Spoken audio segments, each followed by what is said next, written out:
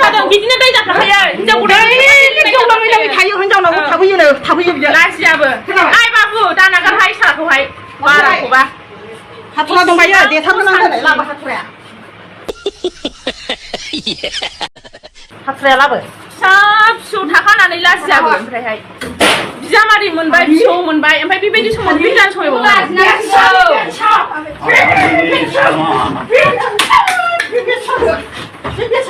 बारा जाबायहाय असान्थि मिथिगौ नोङो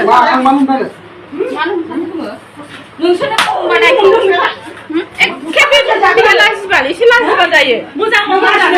लाजियासै सानफ्रामबो हिनजावनाव जौ लोङै लोङै थायो जौ गोजा बे फिसाया बांगाल फिसा दं बेहा साइ गारनाय साइखौ गारदों बियो हनै बरा गारि लांदां भारानियो आसोमा हौवाजों लेनदेन दंबायनो दुनियानि मानसि खोमाया आलौहोबाय आंनो फन हरनाया हिनजावा मोजां नङा होननानै 50,000 फैसा खालायनांबाय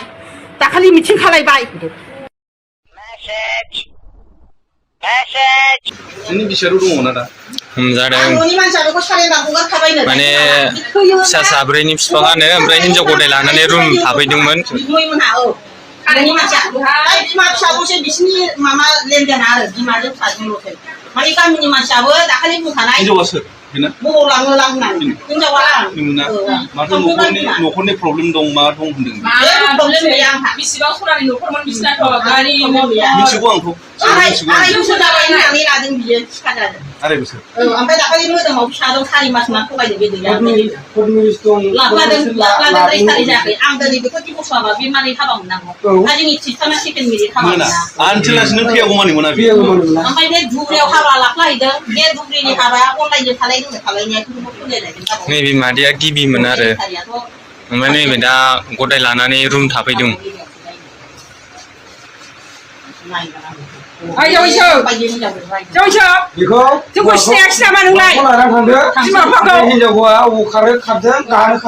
कर रहे हैं बे वो भाई रियल में कर रहे हैं केस बे एज देखना अंकल की आजा आजा आजा आजा भाई साहब गले मिल रहे हैं अरे भाई भाई यार ऐसा भाई पहली बार उम्र देख उनकी ऐसे बाप की उम्र बेटी की उम्र के साथ क्या कर रहा है इसकी बीवी को बात पता चलनी चाहिए आज चला आजा आजा आजा थोड़ा सा क्या हो रहा है मेरी फट रही है पब्लिक प्लेस में कर रहा है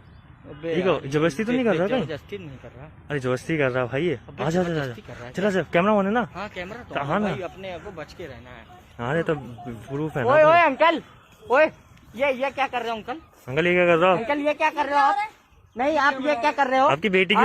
उम्र की है ना आप ये पब्लिक मैं जो भी हूँ 1 मिनट मैं जो भी हूँ आप ये क्या कर रहे हो पब्लिक प्लेस में आपकी गर्लफ्रेंड है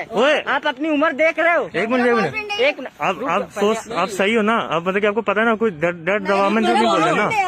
डर के तो नहीं बोल रहे ना अभी आपको जैसे जबरदस्ती कर रहे थे वो जबरदस्ती कर रहे थे ना आपके साथ अरे उनकी उम्र देखो यार तुम अपनी उम्र देख लो अपनी अंकल पहले तुम अपनी उम्र देख लो यार छोड़ दो तू चार रखो जाए 5 वीडियो मैं बनाऊंगा प्रूफ होना चाहिए यार हमारे पास प्रूफ होना चाहिए तुम पब्लिक प्लेस में यहाँ पे 1 मिनट ज्यादा बात नहीं पहले गाली मत दे गाली मत दे कोई है नहीं ना तुझको अभी यही मारता अरे गाली कर रहे हो अपनी उम्र देख ले पहले अपनी उम्र देख ले अंकल की उम्र देख ले तेरे बाप की उम्र क्या है वो